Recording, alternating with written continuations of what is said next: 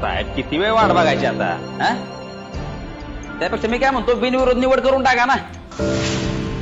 आणि मी तुम्हाला म्हणून सांगतो कुणी पण फॉर्म भरायला येणार नाही.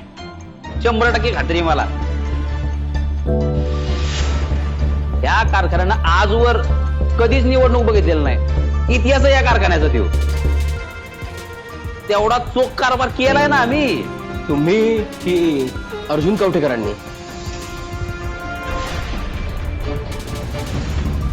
आणि हो, तुम्ही नाही ठरवू शकत की आम्ही काय करायचं आहे. आणि 4 वाजायला अजून 5 मिनिटे बाकी आहेत. तुम्हाला सांगितलं ना मी, सही करा, बिनविरोध निवड करून टाका. उगा चिडचिड करायला लावू नका आता मला. सही करा. हे तुम्ही नका शिकू मला.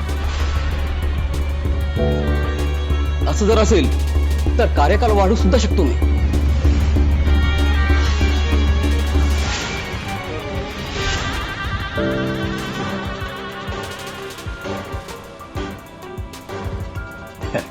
कसं आहे साहेब, ते खरोखर म्हणजे रागवू नका तुम्ही, पण तू खरोखर बरोबर बोलतो. काय आजवर कुणीच विरोधात निवडणूक लढलेली नाही. हा म्हणजे बिनविरोधच निवडणूक झालेली आहे आणि नेहमी कवठेकरच जिंकत आले. हो माहिती आहे ना, तो कार्यकाळ अर्जुन कवठेकरांचा होता.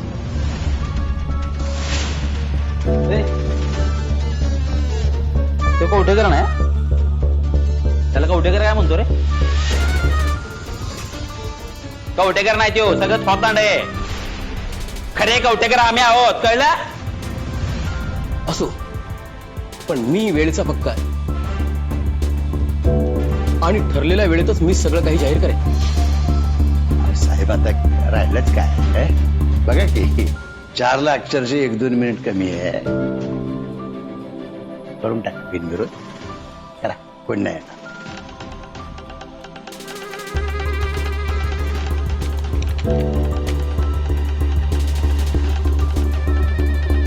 ठीक आहे.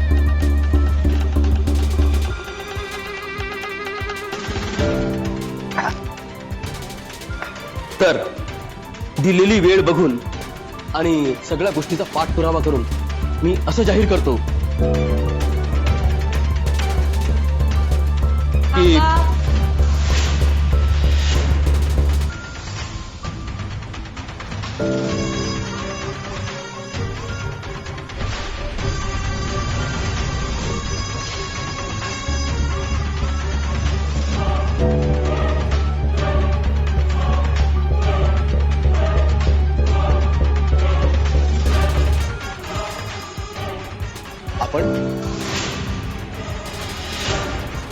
मी सावित्री अर्जुन कवठेकर या कारखान्यासाठी होणाऱ्या पंचवार्षिक निवडणुकीसाठी अर्जुन कवठेकर यांच्या वतीने फॉर्म दाखल करायला आला आहे.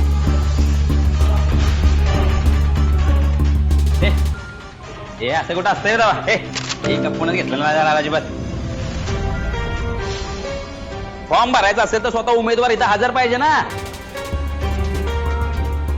त्या अर्जुनाला एवढीच हाऊस आहे तर मग तो स्वतः का नाही आला इथं? का घाबरला आम्हाला? प्रत्येक वेळेला काय राजानेच यायला पाहिजे असं लिहिलंय का कुठे? यावेळेला राणी आली आहे, जी एकटीच तुम्हा सगळ्यांना पुरून उरली.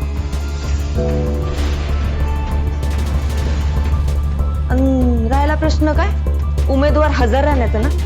साहेब मला सांगा, एखादा उमेदवार आजारी बिजारी पडला तर आपण फॉर्म नाही भरू शकत? हो भरू शकतो तुम्ही. You may proceed. घ्या.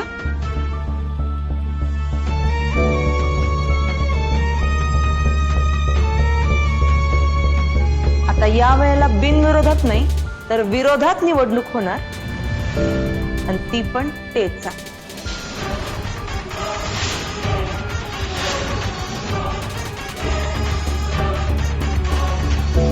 मग काही लोकांना कळेल आपली लायकी.